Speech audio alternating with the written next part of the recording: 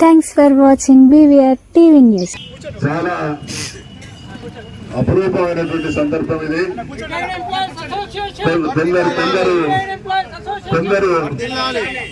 కొందరు మాజీ ఇక్కడ పనిచేసి రిటైర్ అయినటువంటి గౌరవ పెద్దల్లో కొందరు తెలిసిన వాళ్ళు ఉన్నారు. చాలా మంది సమాజానికి ఉద్యోగ ధర్మ నిర్వర్తనలో భాగంగా అనేక వేల లక్షల మంది జీవితాల్లో మార్పు రావడానికి, వాళ్ళ జీవితాలు సుఖ సంతోషాలతో గడపడానికి 30-35 సంవత్సరాలు 40 సంవత్సరాలు సుదీర్ఘమైనటువంటి ఉద్యోగాలు నిర్వహించి రిటైర్ అయిన తర్వాత మనందరికీ తెలుసు, గతానికి ఇప్పటికీ చాలా భిన్నమైనటువంటి తేడా ఉన్న సమాజంలో మనం బతుకుతా ఉన్నాం. ఒకప్పుడు పదవి విరమణ చాలా తక్కువ జీతాలతో పనిచేసి రిటైర్ అయిన తర్వాత కూడా అనేక కష్టాలు అనుభవించినటువంటి వారిని చూసినాం. ఈ రోజు కూడా ఉద్యోగాన్ని పవిత్రంగా భావించి రిటైర్మెంట్ తర్వాత జీవితానికి ఒక భరోసా, ఒక గ్యారంటీ ఉంటదనేటువంటి ఆలోచనతో రిటైర్ అయిన తర్వాత ఇది ఒక దుర్మార్గపు విధానం. ఎందుకు ఈ మాట అంటున్నా అంటే, రిటైర్ అయినటువంటి ప్రతి ఉద్యోగి ప్రశాంతమైనటువంటి జీవితం గడపాలి. అటువంటి రిటైర్ అయిన తర్వాత ఉద్యోగం రావడం కోసమో సమస్యలు లేదా ఇతరత్ర జీవితంలో సెటిల్డ్ కాక ఆందోళన చేయడం అనేది వేరు. కానీ సమాజానికి, ప్రభుత్వానికి వారి ఆదేశాలకు అనుగుణంగా 30-40 సంవత్సరాలు పనిచేసి వాళ్ళ జీవితంలో వెలుగు నింపి వాళ్ళని సంతోషంగా పంపాల్సినటువంటి ప్రభుత్వం రిటైర్ అయిన తర్వాత వాళ్ళు రోడ్డెక్కే పరిస్థితి కల్పించడం అనేది ఇది ప్రభుత్వానికి, ప్రజాస్వామ్యానికి మంచి సంకేతం కాదు. న్యాయసమ్మతమైనటువంటి మీ డిమాండ్లకు వ్యక్తిగా, పార్టీ పరంగా తప్పకుండా మేము సహకరిస్తామనేటువంటి విషయాన్ని మనవి చేస్తూ, నేను ఈరోజు శాసన మండలిలో ప్రతిపక్ష నాయకుడిని కాబట్టి ఖచ్చితంగా ఒకవేళ ఇదే దుర్మార్గం ఇదే విధంగా కొనసాగితే దీని పరిష్కార ప్రయత్నంలో భాగంగా నేను నా వంతు కర్తవ్యాన్ని మీకు సహకారాన్ని అందిస్తానని మనవి చేస్తూ, శాసన మండలి జరిగినటువంటి సందర్భంగా మీరు హైదరాబాద్కు వచ్చి ఒక డెలిగేషన్ కలిస్తే ఖచ్చితంగా శాసన మండలిలో లేవనెత్తుతా అనేటువంటి విషయాన్ని మనవి చేస్తూ, ప్రభుత్వం అటువంటి పరిస్థితి అంచెలంచెలుగా సాగుతున్నటువంటి ఈ ఉద్యమం లేదా ఈ బాధ ఇప్పటికైనా కూడా ప్రభుత్వం కళ్ళు తెరవాలి. ఎవరి నిర్వాహకం వల్ల రిటైర్ అయినటువంటి ఉద్యోగులు ధర్నా చేసేటువంటి పరిస్థితి వచ్చింది అనడాన్ని ప్రభుత్వం కూడా కాస్త సమీక్షించుకోవాలి. చేసినటువంటి తప్పును సవరించుకుని తక్షణమే సమస్య పరిష్కరించాలి.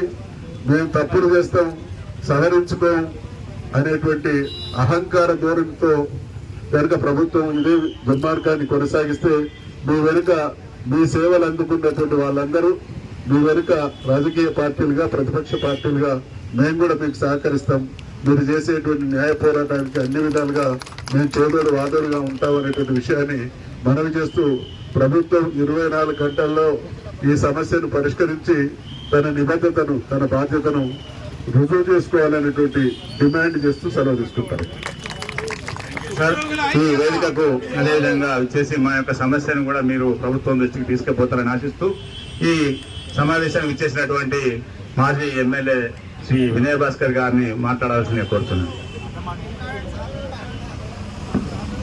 ఈనాటి రిటైర్మెంట్ బెనిఫిట్స్ రాక కోసము గత 35-40 సంవత్సరాల నుంచి ఈ రాష్ట్రంలో ఇటు ప్రజలకు, ప్రభుత్వానికి నిజాయితీగా, నిస్వార్థంగా సేవలు అందించి ఈరోజు మీ హక్కుల కోసం న్యాయ పోరాటానికి చేస్తున్నటువంటి దీక్షకు సంపూర్ణంగా మీలో ఒక కుటుంబ సభ్యునిగా BRS పార్టీ మీకు మద్దతు తెలిపేదానికి రావడం జరిగింది. అందులో భాగంగా శాసన మండలిలో ప్రతిపక్ష నాయకుడైనటువంటి మదన్న కూడా రావడం, వారికి మనస్ఫూర్తిగా స్వాగతం. సమ్మన్న గారికి, మిగతా నాయకత్వానికి హృదయపూర్వక నమస్కారాలు తెలియజేసుకుంటూ, గతంలో కూడా ఈ నగరంలో ఉన్నటువంటి అన్ని రిటైర్డ్ ఉద్యోగులు, సెంట్రల్ గవర్నమెంట్ ఉద్యోగస్తులు కానీ, రైల్వే వాళ్ళు కానీ, పోలీస్ డిపార్ట్మెంట్ కానీ, ఎక్సైజ్ కానీ, KU కానీ, అన్ని డిపార్ట్మెంట్స్ కూడా నేను శాసనసభ్యులు ఉన్నప్పుడు మీకు రీక్రియేషన్ కోసం కానీ, మీ సమస్యల సాధన కోసం అందరికి కూడా అన్ని డిపార్ట్మెంట్స్ రిటైర్డ్ ఉద్యోగస్తులకు కూడా కార్యాలయాల్లో ఏర్పాటు చేసి అప్పటి నుంచి మీ సమస్యల పైన మరి ప్రభుత్వం దృష్టికి తీసుకురావడం జరిగింది. మరి ఇప్పుడు కూడా గతంలో మీలో ఒక కుటుంబ సభ్యులు ఉన్నా, అప్పుడు పదవులు లేకున్నా కూడా న్యాయ పోరాటానికి మీ పక్షాన పోరాటానికి ఇప్పుడు అన్న చెప్పినట్టు బీఆర్ఎస్ పార్టీ శాసనసభ పక్షం మరి శాసనసభలో శాసన మండలి సభలో పోరాటం చేస్తే నేను మీలో ఒక కుటుంబ సభ్యునిగా వీధి పోరాటాలు చేసి మీకు మద్దతుగా మీరు సేవలు అందించినటువంటి వేలాది మందిని సమీకరించి మీ న్యాయ పోరాటం చేసేదానికి నేను సిద్ధంగా ఉన్నానని చెప్పి ఈ సందర్భంగా తెలియజేసుకుంటూ నాకు ఈ అవకాశం కల్పించిన మీ అందరూ కూడా పేరు పైన కృతజ్ఞతలు. అదేవిధంగా ఎక్స్ జడ్పీ చైర్మన్ శ్రీ సాంబార్ సమ్మారావు గారు మాట్లాడుతున్నారు.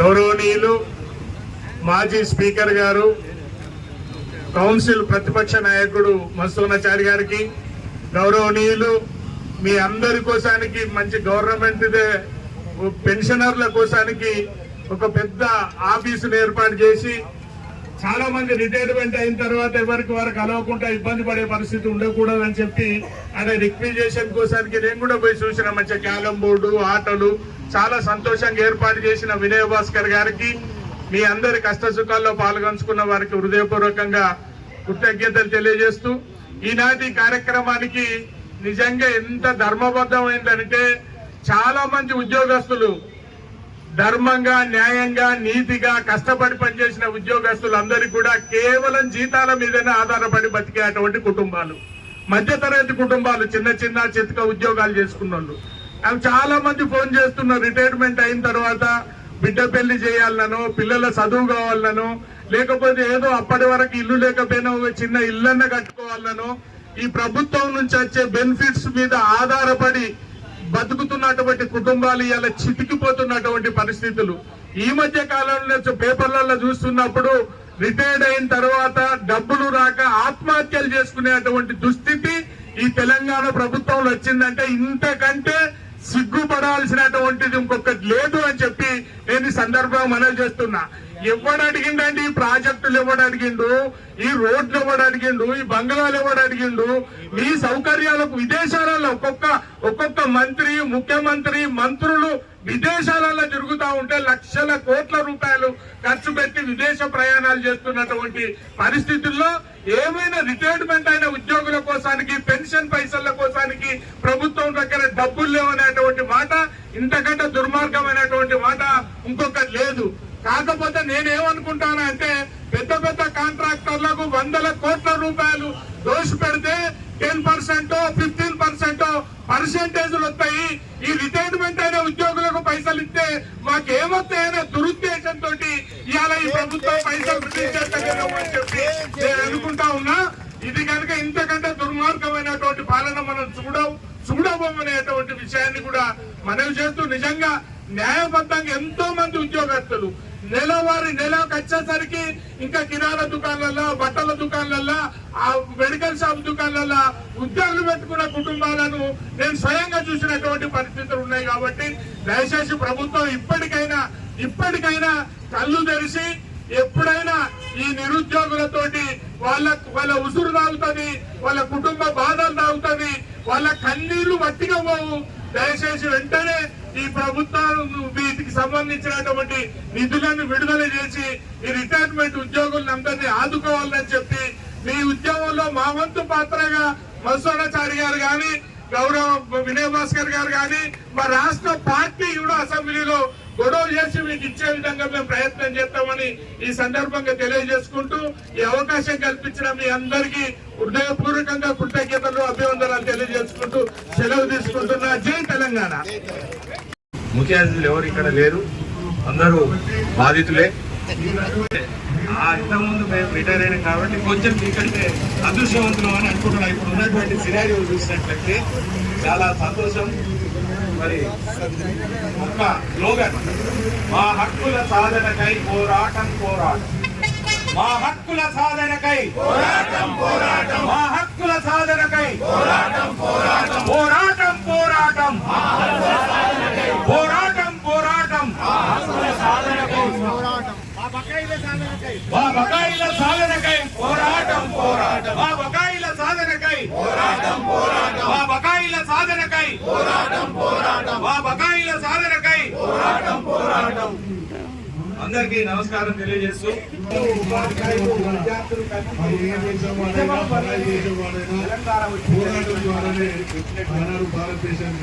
గత ప్రభుత్వం వాళ్ళ యొక్క నిర్లక్ష్యం దాన్ని మార్చాలంటే ఓటు ద్వారా కలిస్తేనే గత ప్రభుత్వం మారిందనేటువంటిది అన్ని సర్వేలు అన్ని రకాలుగా కూడా ఓటు హక్కు ఉన్నది.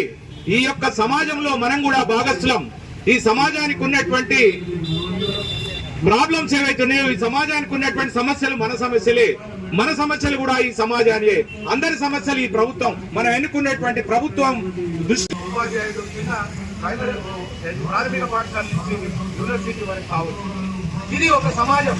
ఈ సమాజానికి ఈ యొక్క పౌర సమాజం అందరి గురించి ఆలోచించేటువంటి చేసిందంటే అయ్యా ఈయన రిటైర్మెంట్ నాటికి ఈయనకు ఒక ప్రశంసా పత్రం ఇచ్చి కార్లో ఈయన తీసుకుపోయి ఇంటికాడ వదిలేయాలి, ఈయన డబ్బులు చెక్కుల రూపంలో ఇవ్వాలని ఒక ఆయన చెప్పిండు. ఆయన జీతాలు ఇవ్వకుండానే మర్చిపోయిండు. అరే ఇస్తున్నారా లేదా అనేటువంటిది కూడా ఆయనకు తెలియదు.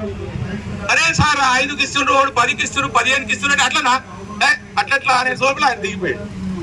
ఈయన కొత్త ఇలాంటి డైలమాలో ప్రభుత్వాలు నడపటం మరి దీనికి సంఘటితంగా మనం అంతా కూడా పోరాడాల్సిన అవసరం ఉంది. ప్రస్తుతం ఉన్నటువంటి ఉద్యోగ సంఘాలే కానివ్వండి, ఉపాధ్యాయ సంఘాలే కానివ్వండి, మరి అలాగే రిటైర్ అయినటువంటి మన అందరం కూడా పోరాడాల్సిన అవసరం ఉంది. ఈ సందర్భంగా ఇంటర్మీడియట్ వ్యవస్థలో ఉన్నటువంటి Telangana intermediate education pensioner association ఉంది. ఆ అసోసియేషన్ పక్షాన పూర్తి సంఘీభావాన్ని ఈ యొక్క ఉద్యమ వేదిక ద్వారా మీకు అందరికీ తెలియజేస్తూ తప్పనిసరిగా మేము ఈ యొక్క పోరాటంలో నిలుస్తామనేటువంటి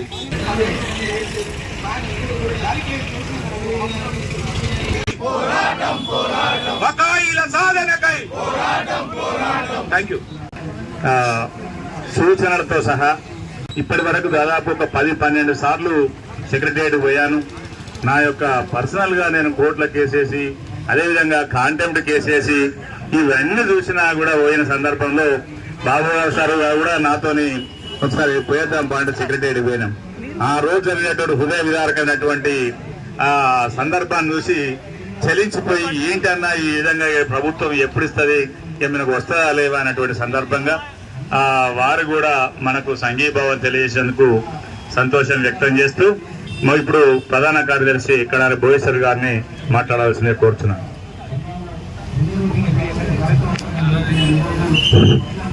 హలో, ఈరోజు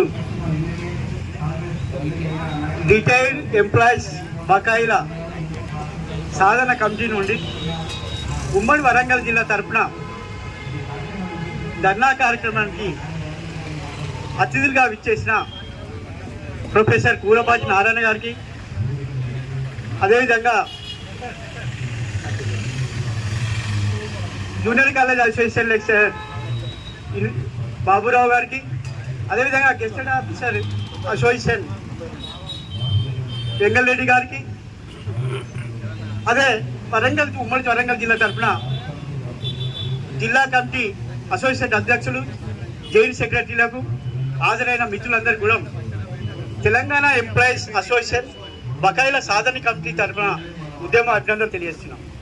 మిత్రులారా, ఇంతకుముందు మిత్రులందరూ బాబురావు సార్ కానీ, వెంకటనారాయణ సార్ కానీ, అదేవిధంగా మన రాష్ట్ర మాజీ శాసన స్పీకర్ మత్స్యనాచారి అని వీళ్ళు మాట్లాడిందంతా వినగలను.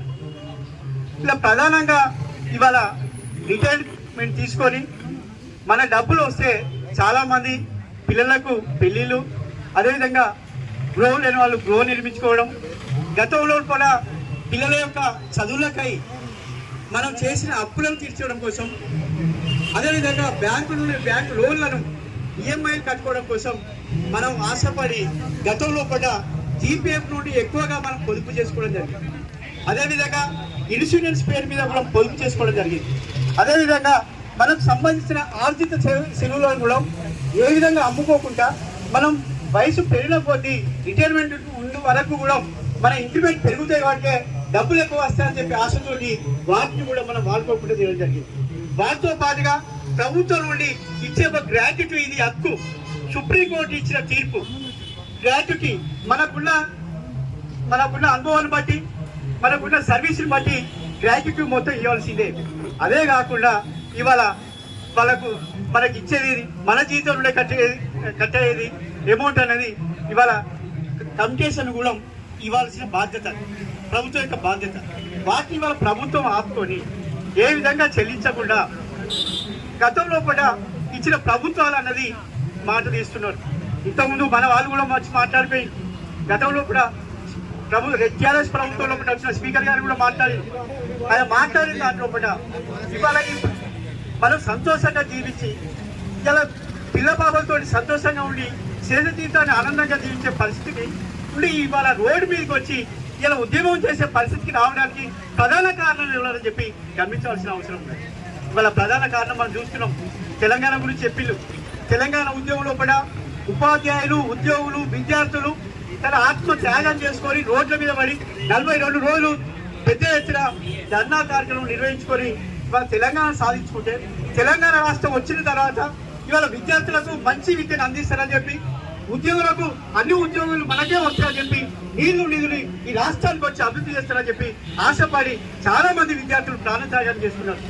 అటువంటి ఆ ప్రాణత్యాగం మీద ఇవాళ తెలంగాణ పేరు మీద అధికారంలోకి వచ్చిన వ్యక్తులు ముఖ్యమంత్రి గారు ఆయన నిలబడి వాళ్ళ యొక్క శవాల మీద కుర్చేసుకొని కూర్చుండి ఇవాళ తెలంగాణ రాష్ట్రాన్ని మిగులు బడ్జెట్ ఉన్న రాష్ట్రాన్ని ఇవాళ పూర్తిగా దోపిడీ చేసి ఇలా విద్యార్థులకు ఉద్యోగాలు లేకుండా చేయడం, అదేవిధంగా నీళ్ళ పేరు మీద కూడా నిధుల పేరు మీద కూడా రాష్ట్రాన్ని అంతా దోసుకొని ఇలా నీళ్లు కూడా పూర్తిగా అందనీయకుండా పరిస్థితులు చేసి ఇలా రాష్ట్రాన్ని ఆర్థికంగా దివాళీయడం కాకుండా ఇలా రాష్ట్ర ప్రభుత్వం యొక్క పథకాలను పథకాలన్నీ ప్రజల్లోకి తీసుకెళ్లి ఇలా ప్రభుత్వం తరఫున మనమే ప్రజల్లోకి తీసుకెళ్లి ప్రభుత్వం యొక్క విధానాలని ప్రజలకు తీసుకెళ్లేది కేవలం ప్రభుత్వ అధికారులుగా మనం ఇలా ప్రభుత్వాలు అనేది ఇలా ముఖ్యమంత్రి గారు మంత్రివర్గం అని ఈ 5 సంవత్సరాలు ఉంటారు, మళ్ళా వాళ్ళు పోతారు. కానీ 35 ఏళ్ళు పనిచేసేది ప్రభుత్వంగా పనిచేసేది ప్రభుత్వ నాయకులుగా ఇవాళ మనం చెప్పుకుంటున్నాం. మన ప్రభుత్వ అధికారులు అటువంటి ప్రభుత్వ అధికారులను ఇవాళ గతంలో పడ్డ గత ప్రభుత్వం ఇవాళ ఆర్థికంగా నష్టపోయింది కాబట్టి ఆర్థికమైన నష్టమైన దాన్ని ఇలా పూడ్చడం కోసం ఆర్థికాన్ని పూడ్చుకోవడం కోసం 3 సంవత్సరాలు పెంచి ఇలా రోడ్ల మీద పడే పరిస్థితికి గత ప్రభుత్వం తీసుకొచ్చింది. పెద్దలు హన్మకొండ ఎమ్మెల్యే గారు నాయని రాజేందర్ రెడ్డి గారిని వేదిక మీదకి ఆహ్వానిస్తున్నాను. వారిని ఇవాళ ఈ పాపం వచ్చేది గత ప్రభుత్వం యొక్క విధానం. ఇవాళ అందరూ మాట్లాడుతుంటారు ఇలా మీకోసం మేము వచ్చినాం, మేము అసెంబ్లీలో కొట్లాడతాం, మీకు మీ తరపున నిలబడతాం అంటారు. కానీ ఇవాళ ఇంత దౌర్భాగ్యమైన పరిస్థితికి రావడం, ఇలా శేష జీవితాన్ని కుటుంబంతో గడిపే వాళ్ళని ఇవాళ తీసుకొచ్చి రోడ్ల మీద వేసి ఇలా మా డబ్బులు మాకి అని అల్లవ రామచంద్రుల పద్ధతిలో కూడా తీసుకొచ్చడానికి ఆ ప్రభుత్వం కాదా? వాళ్ళు అటువంటి ప్రభుత్వాన్ని విస్మరించడం, ఇలా 3 సంవత్సరాలు ఎవరు పెంచమని చెప్పిను, ఇవాళ ఉద్యోగులకు జీతాలు ఇవ్వలేని పరిస్థితిలో కూడా ఈ రాష్ట్రాన్ని ఎవరినట్టు వేయబడ్డారు. ఒక నెల గతంలో కూడా మనకు వచ్చిన జీతం ఎంత? నెలకు 6వ తారీఖు, 7వ తారీఖు, 10వ తారీఖు, 11వ తారీఖు జీతం కోసమే వాళ్ళు చివరికి ఏం చేసిన ఒక పెంచి సామంతి ఉన్నది. ఇట్లా చెప్తారట అసెంబ్లీలో పార్లమెంట్ లో కూడా. ఇప్పుడు ఎప్పుడైనా కోడిని తీసుకొచ్చి కోడి ఈకలు పడేసి సభ్యుల ముందు ఇస్తే కోడి ఈకలన్నీ పీకబడిన ఆ కోడి ఏడుస్తున్న క్రమంలో కూడా దాని ముందు కొన్ని గింజలు పోసినారు. అప్పుడు ఏం చెప్తాడంటే ఎప్పుడైనా అన్ని కావాలి ఆకలి కోసం ఏడాది వాళ్ళు పనిచేసే క్రమంలో కూడా ఆకలి వాళ్ళు తినేది ఇక్కుంటే లాస్ట్కు వాళ్ళు తినదే పెట్టి వాళ్ళు సర్వనాశనం తినదే పెట్టి ఆ తిండి కోసమే నిలబడతారు. ఆ పరిస్థితి టీఆర్ఎస్ పార్టీ మనం తీసుకొచ్చిన క్రమంలో జీతం వస్తే చాలా అనుకున్నారు. ఆ రోజు సంఘాలు కూడా చాలా పెద్ద సంఘాలను కూడా ప్రభుత్వం అంచనా చేయండి, ప్రభుత్వం అంచనా చేసి ఆ పద్ధతిలో కూడా కొనసాగి ఇలా ఇంతమంది ఉద్యోగులను, ఉపాధ్యాయులను, ఈవెన్ నిరుద్యోగులను సైతం 3 సంవత్సరాలు పెంచమని ఎవరు చెప్పి నిరుద్యోగుల కోసం చేసింది కదా. ఈ చేసిన ప్రభుత్వమే పాపం కదా. ఇవాళ వచ్చి మోషన్ ఖాళీ అక్షరం ఏంటిది? దానికి ఆ ప్రభుత్వం శిక్షతో పాటు అన్నగారు నాగేంద్ర గారు ప్రజెంట్ ప్రభుత్వం కూడా ఇలా రేవంత్ రెడ్డి గెలిపించడానికి ప్రధానమైన కారణం ఉద్యోగ ఉపాధ్యాయులు అయితే ప్రధానంగా మేమైతే ఒక యూనియన్ నాయకుల ఇలా కాలుకు బల్బం పట్టుకొని తీసినట్టుగా బడి తీసి గత ప్రభుత్వం యొక్క మోసాలను చెప్పడం జరిగింది. మీరు అనేక సమావేశంలో ఆ ప్రభుత్వం యొక్క విధానాన్ని విమర్శించడం జరిగింది. ఆ ప్రభుత్వంపై కొత్త ప్రభుత్వం రావడం జరిగింది. కొత్త ప్రభుత్వం వచ్చిన ముఖ్యమంత్రి గారు ప్రజాపాలన పేరు మీద నడిపిస్తున్న క్రమంలో కూడా సరే మనకు గతంలో కూడా ఎదుర్కొన్న జీతం సమస్యను పరిష్కరించిండు. రెగ్యులర్ గా 1వ తారీఖు మటు పెన్షనర్లకు కానీ ఉద్యోగులకు కానీ జీతాలు అయితే ఖచ్చితంగా వస్తున్నాయి. అదేవిధంగా విద్యాపరమైన విషయంలో కూడా కొన్ని ఇబ్బందులు లేకుండా పాఠశాలను సక్రమంగా నిర్మించే పరిస్థితి తీసుకొచ్చింది. కానీ ఇప్పుడు వచ్చిన సమస్యకి ఇప్పుడు 2024 నుండి రిటైర్ అవుతున్నాం. గత ప్రభుత్వం ద్వారా పెంచిన ద్వారా 24 నుండి రిటైర్మెంట్ విధానాన్ని ముందు తీసుకొచ్చినాక 2024 మార్చి రిటైర్ అయిన ఉద్యోగులకు ఇవాళ అందరూ నిలబడడం 2024 తర్వాత రిటైర్ అయిన వాళ్లకు రావాల్సిన హక్కుగా వచ్చేది మీ దాచుకున్న డబ్బులు మా దాచుకున్న డబ్బులు ఇవ్వమని చెప్పి ఇవాళ గతంలో కూడా మన సాధన సమితి తరఫున ఒక ఉద్యమ కార్యాచరణ పెట్టుకొని ప్రభుత్వ ఎమ్మెల్యేలు అందరినీ ప్రతిపక్షాల దగ్గర పోలే, ప్రభుత్వ ఎమ్మెల్యేలకు రాగలినాం, ఇవాళ మినిస్టర్ దగ్గర పోయినాం, ఇలా ప్రభుత్వం ముఖ్య సలహాదారు వేమలందరినీ కూడా పోయి వినతి పత్రాలు ఇవ్వడం జరిగింది. కానీ ప్రభుత్వంలో స్పందన లేదు. ఇప్పటికైనా ఏం చేయలేసి పరిస్థితిలో పడి ధర్నా సార్ రేపు రాష్ట్ర వ్యాప్తంగా ఉద్యమాలు కూడా చేసే పరిస్థితిలో కూడా ఇలా ఎమ్మెల్యే గారుగా మీకున్న గౌరవ పద్ధతిలో కూడా ప్రభుత్వంతో మాట్లాడితే గతంలో మీరు ఆవించింది మీ దగ్గరికి వచ్చినది. ఇప్పటికైనా నిర్ణయం చేసుకొని తొందరగా బకాయిలు ఇవాళ పెన్షన్లకు సంబంధించిన రిటైర్ అయిన ఉద్యోగులకు మీరు బకాయిలను చెల్లించే ప్రయత్నం చేస్తారని చెప్పి ఈ సందర్భంలో మేము వేడుకుంటూ ఇప్పుడు మనకు అతిథిగా ఇచ్చేసిన హన్మకొండ ఎమ్మెల్యే నాని రాజేంద్ర రెడ్డి గారిని ప్రసంగించవలసిన విజ్ఞప్తి చేస్తాం.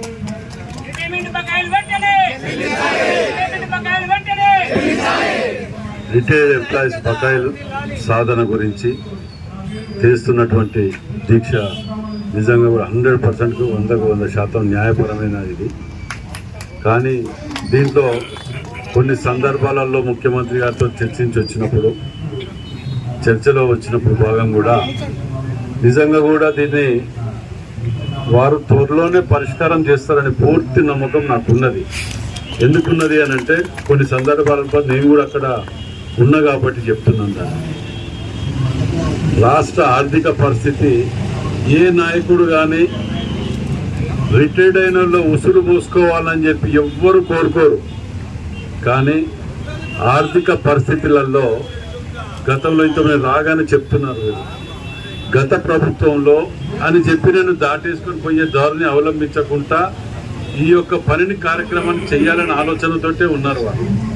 గత ప్రభుత్వంలో 8 రూపాయలకు తీసుకురావాల్సిన అప్పుని మిత్తిని 11 రూపాయలకు మించి తీసుకురొస్తే అది కూడా 10 ఏళ్ల కోసం 10 ఏళ్ళుగా అనగానే ఇన్ని రోజులు నడిపించుకుంటూ నెలకు మిత్తి కట్టుకుంటూ నడిపించుకుంటూ వచ్చారు. ఇప్పుడు అసలు కట్టవలసిన సమయం వచ్చింది అని చెప్పి మా ఎమ్మెల్యేలు అందరినీ కాంట్రాక్టులు వర్కులు వాటి కావాలి వీటి కావాలని అడిగితే ఎమ్మెల్యేలు అందరినీ హాల్లో కూర్చోబెట్టి భోజనాలు పెట్టి మన రాష్ట్ర ఆర్థిక పరిస్థితి ఇది, 18,000 కోట్ల రూపాయల ఆమ్దాన్ వస్తుంది, 26 కోట్ల 25,000 కోట్లు ఖర్చు వస్తున్నది, అంటే 6,000 రూపాయలు ప్రతి నెల బడ్డను పడుతున్నది మన మీద.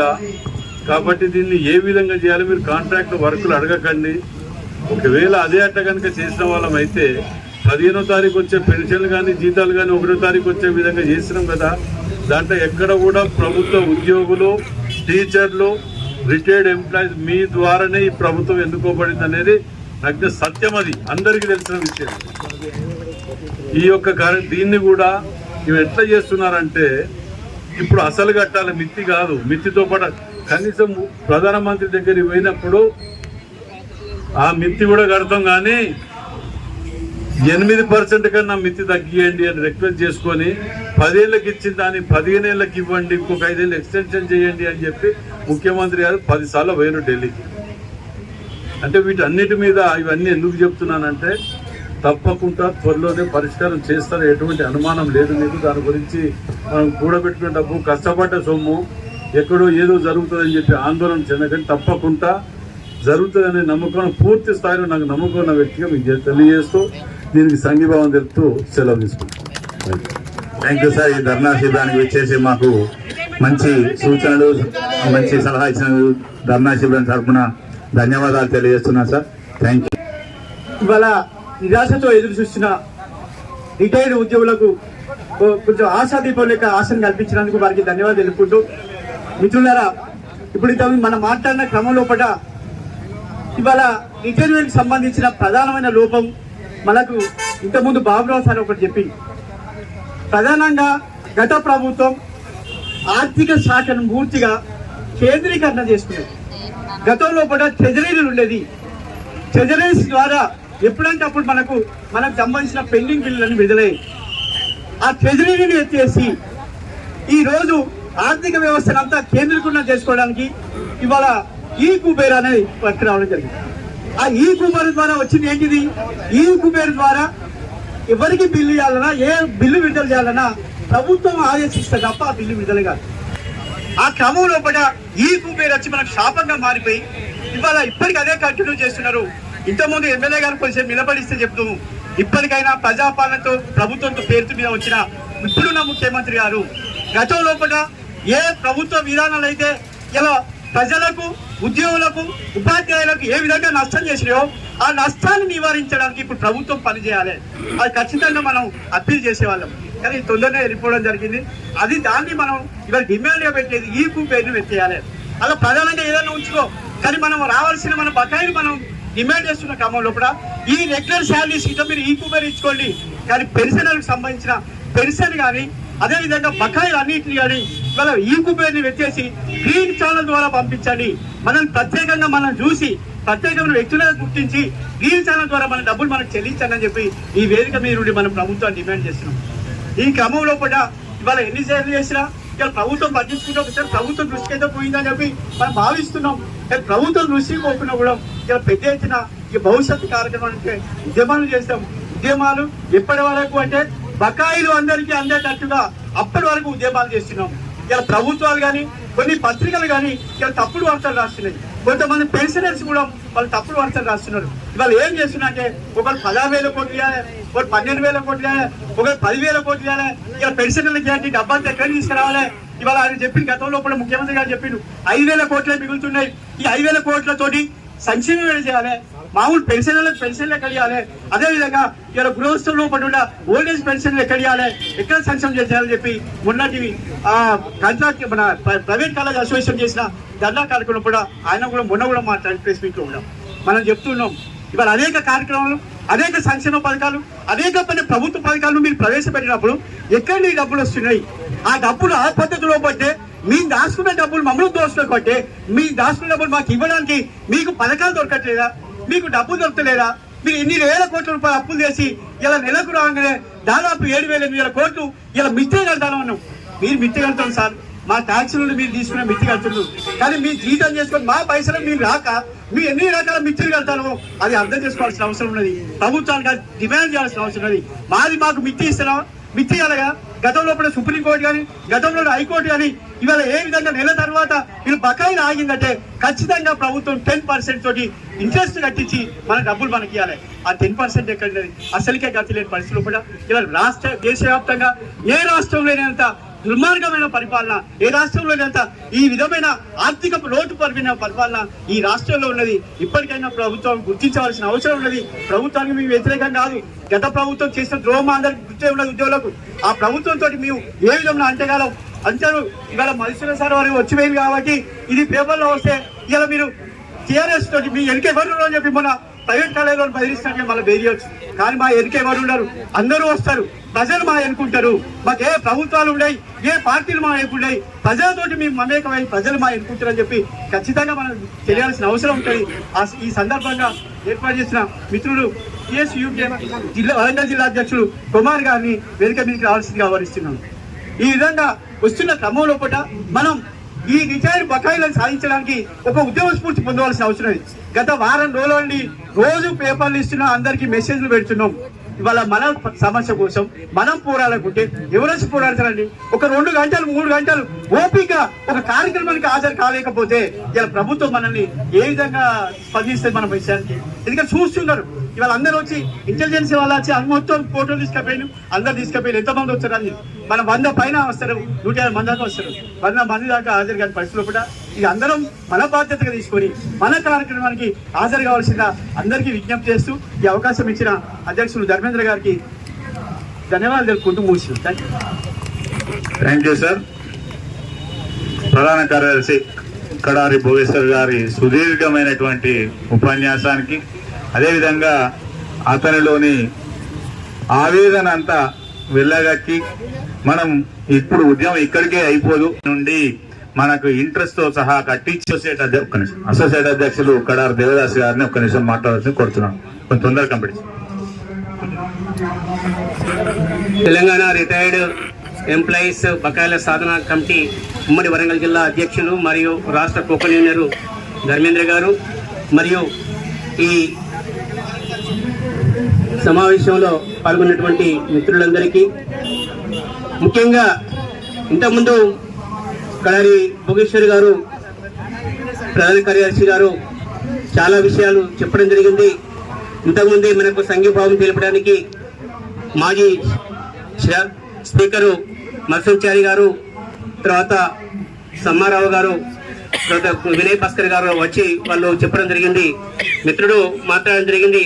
గత ప్రభుత్వం చేసినటువంటి ఆ యొక్క ఆర్థిక సంక్షోభము, తెలంగాణ ధనిక తెలంగాణగా ఉన్నటువంటి ఆ ధనిక తెలంగాణను అప్పుల తెలంగాణ మార్చినటువంటి ఘనత గత ప్రభుత్వానికి చెందుతుంది.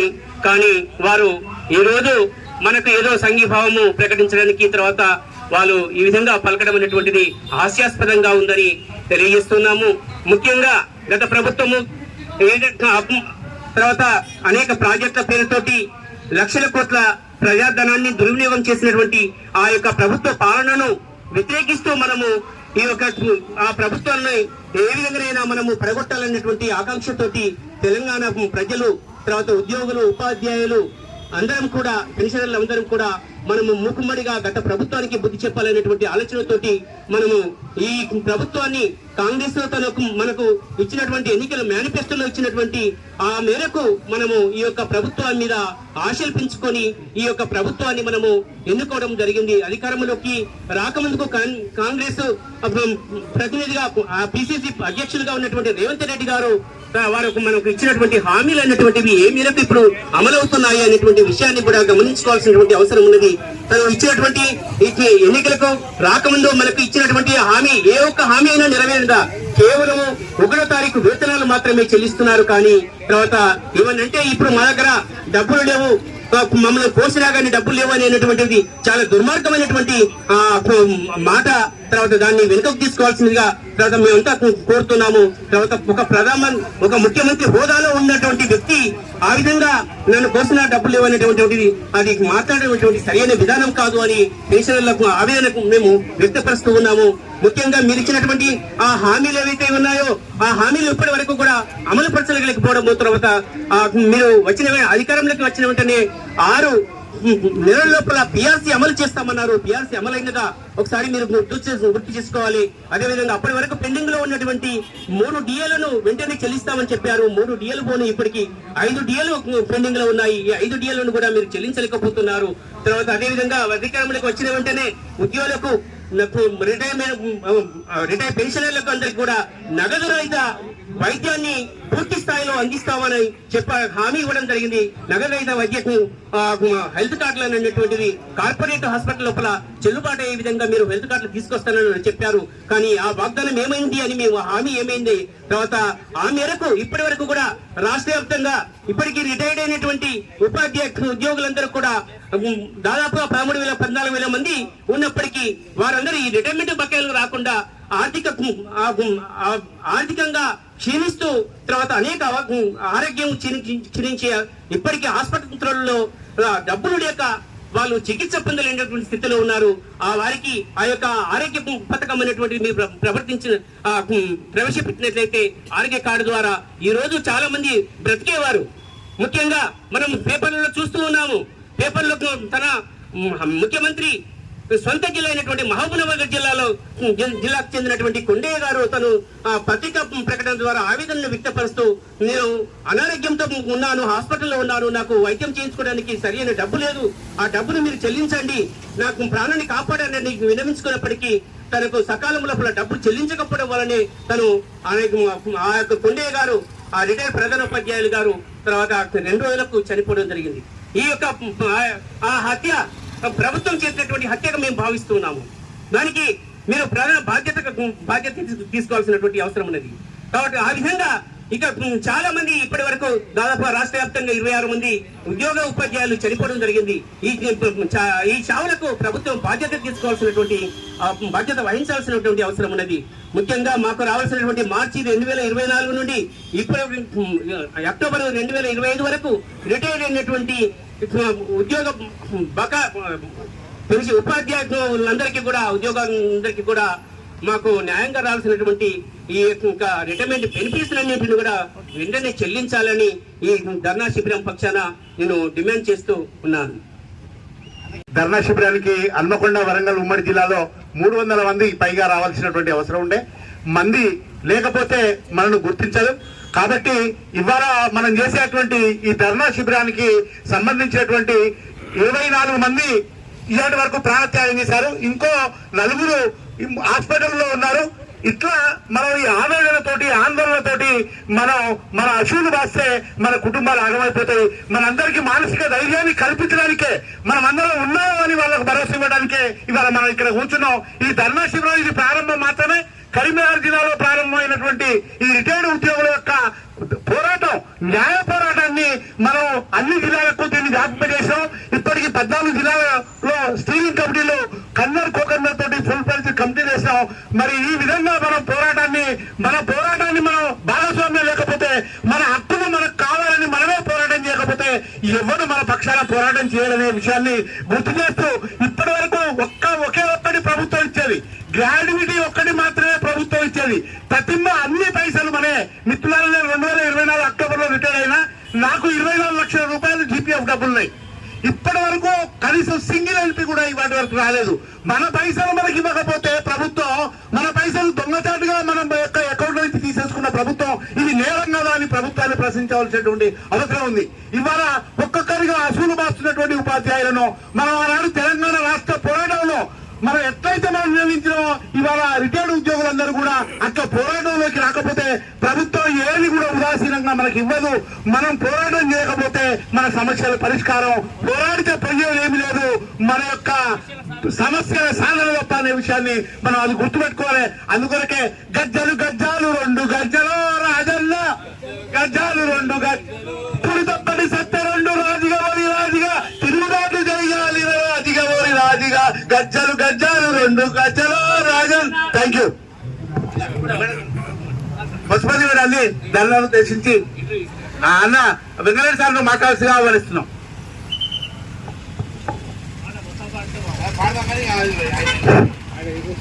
మిత్రులారా,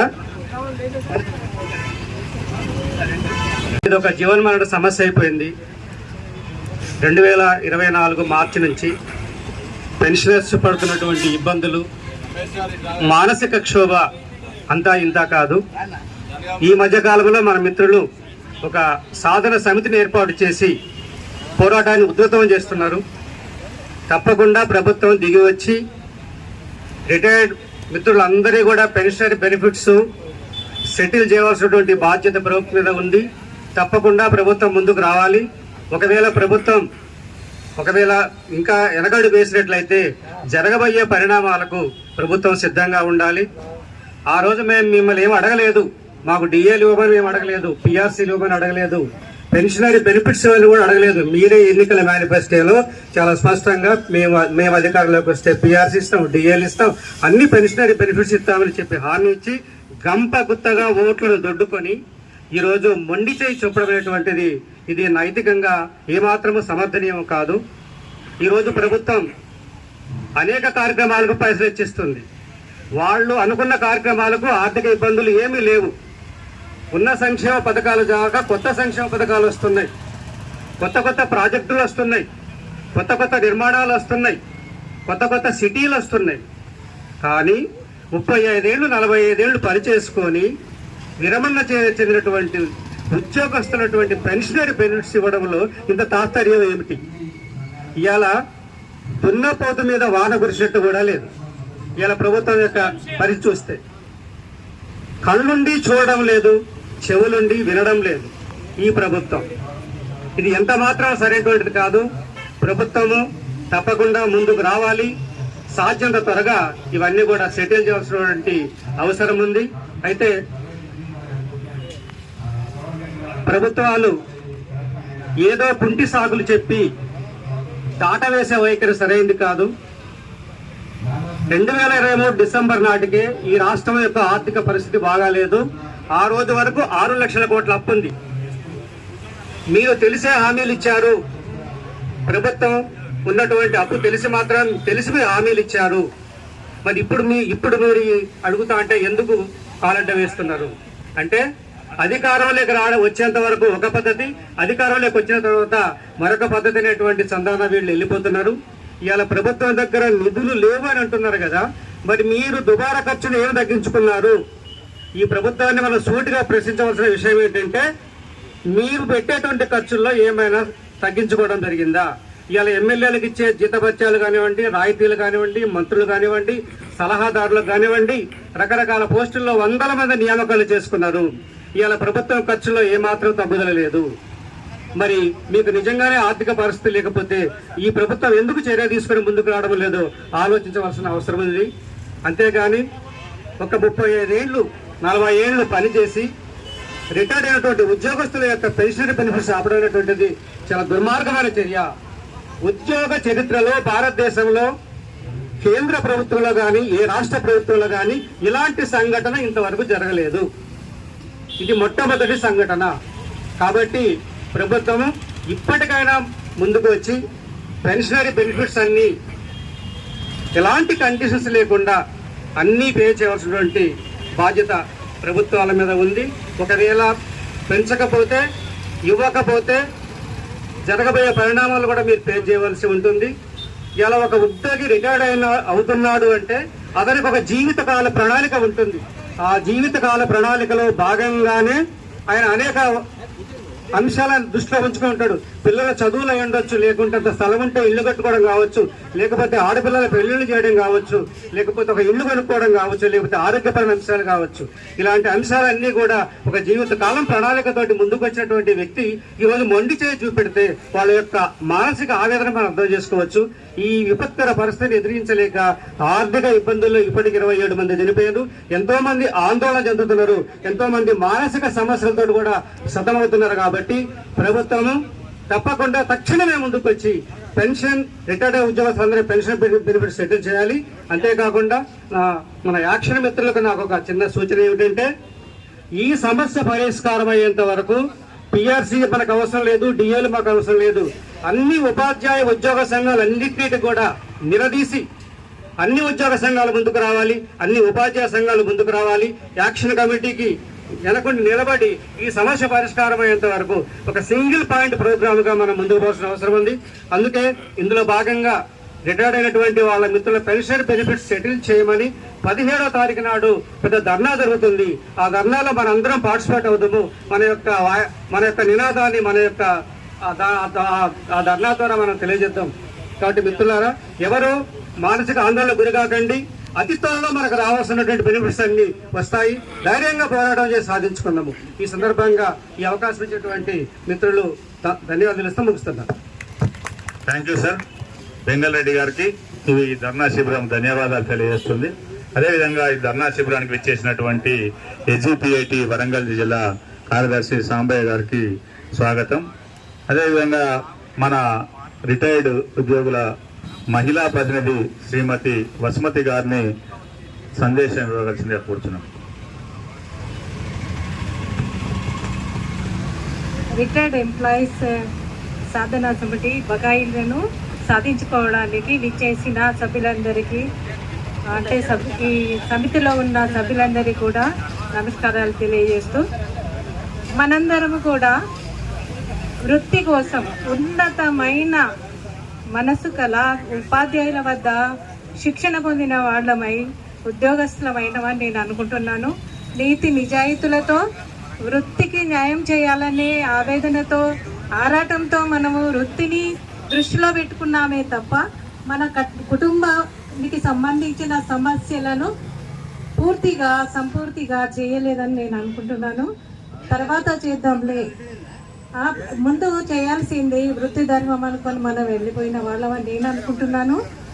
ఆ తర్వాత చూద్దాంలే మన పిల్లల సంగతి అని పూర్తిగా కుటుంబాలకు న్యాయం చేయలేదని అనుకుంటున్నాను నేను. మీరందరూ కూడా, నాకు ఇక్కడ ఉన్న వాళ్ళందరూ, సార్లందరూ మీరు కనిపించడం లేదు నాకు. మీ వెనుక ఉన్న కుటుంబాలు, స్త్రీలు, వాళ్ళు మాత్రమే సతీమణులే నాకు కనిపిస్తున్నారు. ఇంతమంది వచ్చారు కదా, ఒక్కరికి ఇంత మన ఉపాధ్యాయుల రిటైర్డ్ ఉపాధ్యాయులు కావచ్చు, రిటైర్మెంట్ ఎంప్లాయీస్ కావచ్చు, ప్రాణాలు విడిచిన వాళ్ళు, వాళ్ళ సమస్య వాళ్ళతో ప్రాణంతో పోలేదు. ఆ కుటుంబాన్ని కొన్ని కుటుంబాలను వేధిస్తూనే ఉంది. అది ఆ సమస్యలు సాధించుకోవాలంటే మనం ఇలాంటి ధర్నాలు చేస్తూనే ఉందాం. డిసెంబర్ 17న జరిగే ధర్నాకి మా మహిళా సంఘం తరఫున రిటైర్డ్ ఎంప్లాయీస్ వస్తామని, ఇక్కడ వాళ్ళు లేరు, హైదరాబాద్లో ఉన్నారు. కొన్ని ఈరోజు మంచి దినం కాబట్టి కొన్ని ఫంక్షన్లలో ఉన్నారు. వాళ్ళు నాకు ఫోన్లు చేసి చెప్పారు, మేము 17న అటెండ్ అవుతాము, మీరైతే వెళ్ళండి అన్నారు. వాళ్ళ తరఫున నేను ఎప్పుడూ కూడా మీటింగ్లలో మాట్లాడింది లేదు. నేను ఉపాధ్యాయునిగా పిల్లలకు ఎంతవరకు నాకు సాధ్యమైనంత న్యాయం చేయాలని ఉండింది. కానీ నేను కూడా అనుకున్నాను, రిటైర్ అయిన తర్వాత నాకు డబ్బులు వస్తాయి, కొంత మా సార్కి తెలియకుండా నేను దాచుకోవాలి. ఇద్దరు ఎంప్లాయీస్ కదా, ఈఎల్స్ ఉంటాయి కదా, అవి వాడుకోవద్దు, శాలరీనే కట్ చేసుకుంటాను, వాడుకున్న సెలవులకు కటింగ్ పెట్టేసుకున్నాను తప్ప ఇవి దాచిపెట్టుకున్నాను. అంటే నా కొందరు ఉపాధ్యాయ మనులు ఉన్నారు కదా, ఎంప్లాయీస్ లేడీస్ ఉన్నారు కదా, మాకు తర్వాత ఎవరు ఇవ్వకున్నా కూడా ధీమాగా బతకొచ్చు, ఇది దాచిపెట్టుకుందాం అనుకున్నామండి. అలా జరగలేదు. ఇప్పుడు బలవంతంగా కూడా దాచిపెట్టింది గవర్నమెంట్, అవసరం లేకున్నా దాచిపెట్టింది. మేము దాచుకుందామో లేక బంగారమే కొనుక్కుందామో, కానీ కంపల్సరీ దాచిపెట్టుకోవాలంటే సరేలే బాగానే ఉంటుంది కదా, మాకు దాచి ఇస్తారు కదా అనుకున్నాం. కానీ అలా జరగలేదు. సరే పోనీ సంక్షేమ పథకాలలో ఉన్నామా అంటే అలా కాదు, సంక్షేమంలో పడేసింది గవర్నమెంట్. ఏం చేయాలి ఇప్పుడు? మన సాధన కోసం ఈ మార్గము తప్ప వేరే లేదు. వాళ్ళని ఎదిరించే మార్గం ఇదే అనుకుంటున్నాను. నేను కూడా ఎన్నడూ బజారుకి బయటకి రాని నేను కూడా బడేందో తెలుసు నాకు. కనీసము ఉద్యోగ సంఘాలలో పిఆర్టీలో అలా మీరు ఒక సభ్యురాలుగా ఉండమంటే కూడా నేను ఉండను సార్, నాకు అసలు మాట్లాడడం రాదు, నాకు పరిమితము, ఉద్యోగం చేయడమే ఎక్కువ, ఇలా మాట్లాడేదాన్ని. కానీ ఈరోజు మహిళలు మంచిగా వాగ్దాటికి ఉన్న వాళ్ళు ఉన్నారు, ఈరోజు హాజరు కాలేదు. కాబట్టి చిన్న ఉపన్యాసాన్ని ఈ గవర్నమెంట్కి మనకి అంటే నేను ఆ స్థానంలో ఉన్న సీఎం గారు ఎవరైనా కానివ్వండి, మమ్మల్ని సంక్షోభంలో పడేయవద్దు. మా బకాయిలను రావాల్సిన బకాయిలన్నిటినీ మాకు ఇచ్చి, లేక ఇవ్వకుంటే మేము రుణగ్రస్తులం అవుతాం, అప్పులు చేస్తాం. అప్పులు తీర్చలేకుండా నిజాయితీగా బతుకున్న మా బతుకులు అంటే అనకూడదు, బజారుకి ఎక్కే ప్రమాదం ఉంది. తప్పని పరిస్థితుల్లో ఈ సమస్యను పరిష్కరించలేక మేము ఇన్ని రోజులు నిజాయితీగా బతికిన మా జీవనాన్ని ఏం చేస్తారో వాళ్ళకే వదిలేస్తున్నాం. వీళ్ళు ఏం చేస్తారు కదా అనుకుంటున్నారు, ఏమి చేయవచ్చో చేస్తామేమో తెలియదు. మీరే ఆలోచించుకోండి, గవర్నమెంట్ ప్రభుత్వం ఆలోచించుకోవాలి. మా వల్ల ఏం కాదని మీరు అనుకుంటున్నారేమో, ఎవరికైనా ఛాయిస్ వస్తుంది, అప్పుడు ఎలా ఉంటుందో. ఇంతటితో నా చిన్న ఉపన్యాసాన్ని ముగిస్తున్నాను. ఓకే, అందరికీ ఎంప్లాయీస్ బకాయిల సాధనా సమితికి అందరికీ కూడా కృతజ్ఞతలు తెలియజేస్తూ థ్యాంక్ యూ సార్. ధర్నా శిబిరాన్ని ఉద్దేశించి సందేశాన్ని ఇవ్వాల్సిన కోరుతున్నాను.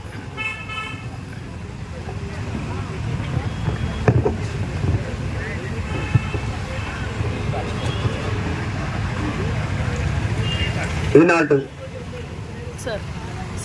రిటైర్డ్ ఎంప్లాయీస్ బకాయిల సాధనా సమితి, ఈ పేరులోనే చాలా అన్యాయానికి వివక్షతకు గురి అవుతున్న సందర్భం.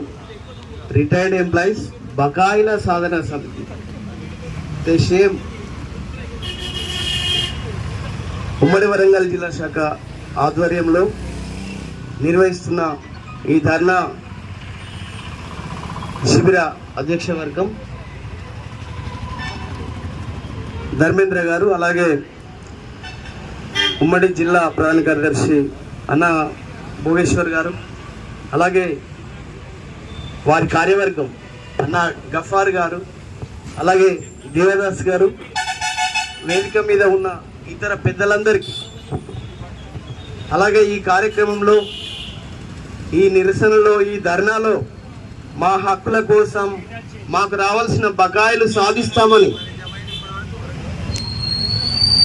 బకాయిలు సాధించే వరకు నిరసన ఆందోళనలు చేస్తామని చాలామంది మిత్రులు విచ్చేశారు. కామ్రేడ్స్ అందరికీ కూడా తెలంగాణ రాష్ట్ర ఐక్య ఉపాధ్యాయ ఫెడరేషన్ TSUTF వరంగల్ జిల్లా శాఖ పక్షాన ఉద్యమ నమస్కారాలు, ఉద్యమ జేజేలు పలుకుతా ఉన్నాం. ముందుగా మీరు చేసే ఈ న్యాయమైన పోరాటానికి TSUTF వరంగల్ జిల్లా శాఖ పక్షాన సంపూర్ణమైన మద్దతును, సంఘీభావాన్ని తెలియజేస్తా ఉన్నాను. మిత్రులారా,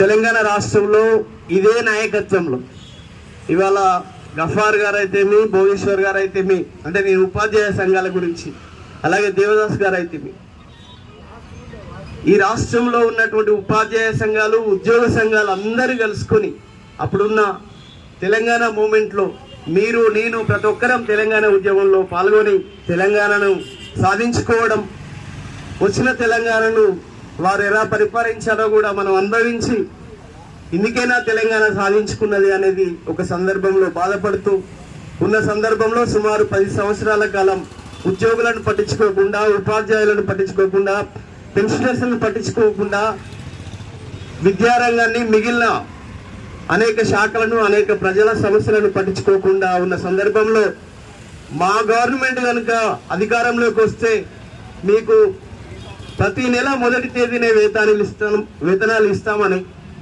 మేము అధికారంలోకి వచ్చిన 15 రోజులలోనే మీకు అప్పటి వరకు ఉన్నటువంటి DAలు 3 పెండింగ్ DAలు చెల్లిస్తామని, అలాగే మేము అధికారంలోకి వచ్చిన 6 నెలల్లోనే మీ యొక్క PRC ప్రకటిస్తామని, మీకు ఇప్పటి వరకు ఉన్నటువంటి CPS విధానాన్ని రద్దు చేస్తామని తన మేనిఫెస్టోలో పెట్టి మనకు హామీలు ఇచ్చిన సందర్భంలో ప్రజలుగా, ఉపాధ్యాయులుగా, ఉద్యోగులుగా, రిటైర్డ్ ఎంప్లాయీస్గా వారి మాటలను నమ్మి ఇవాళ కాంగ్రెస్ పార్టీ ప్రభుత్వాన్ని ఏర్పాటు చేసుకోవడం, దాంట్లో మనం కూడా భాగస్వాములు అయినాం.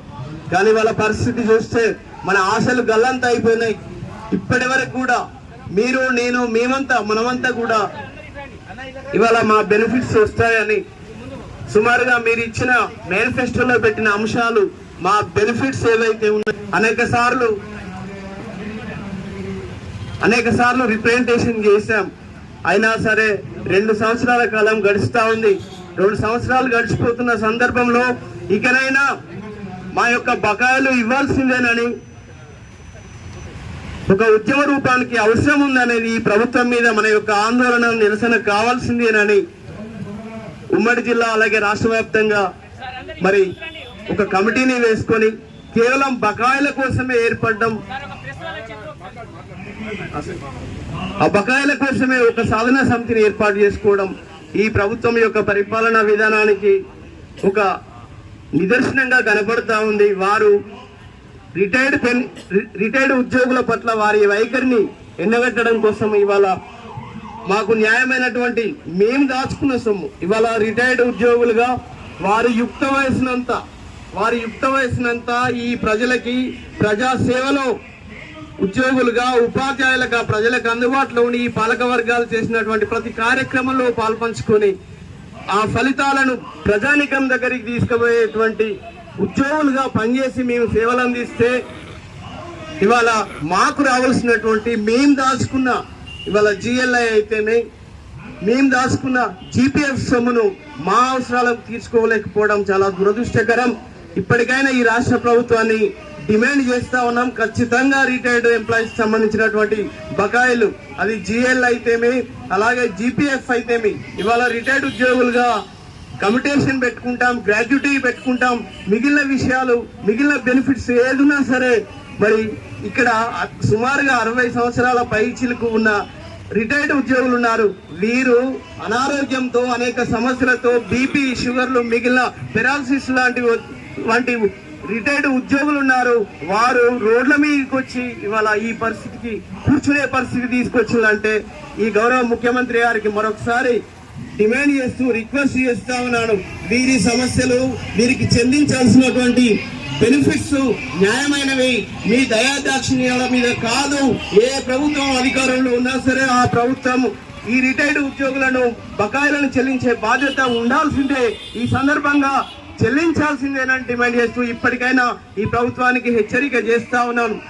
మరి ఈ రిటైర్డ్ వారు యుక్త వయసునంతా 35 సంవత్సరాల పైబడినటువంటి సర్వీసును ఇవాళ వారు సేవలు అందించి ఇవాళ వారు దాచుకున్నటువంటి సొమ్ము ఏదైతుందో ఏదో ప్లాన్ చేసుకుంటారు వాళ్ళ కుటుంబాలకు అవసరాలకు, బిడ్డ పెళ్లి చేయాలని, లేకపోతే ఒక ఇల్లు 35 సంవత్సరాలు పనిచేసి నేను ఒక ఇల్లు కట్టుకుందాము, ఆ ఇంట్లో సరే అనారోగ్యంతో అయినా ఇంట్లో నివసిస్తామని ఒక ఆశతోటి ఉన్నటువంటి ఈ సందర్భంలో మరి కుటుంబ జీవనాన్ని అలాగే మెడిసిన్స్ ఇవాళ దారుణమైన పరిస్థితి. ప్రతి రిటైర్డ్ ఎంప్లాయీ నాకు తెలిసి 99% అనారోగ్య సమస్యలతో వివిధ రకాలైన జబ్బులతో బాధపడతా ఉన్నారు.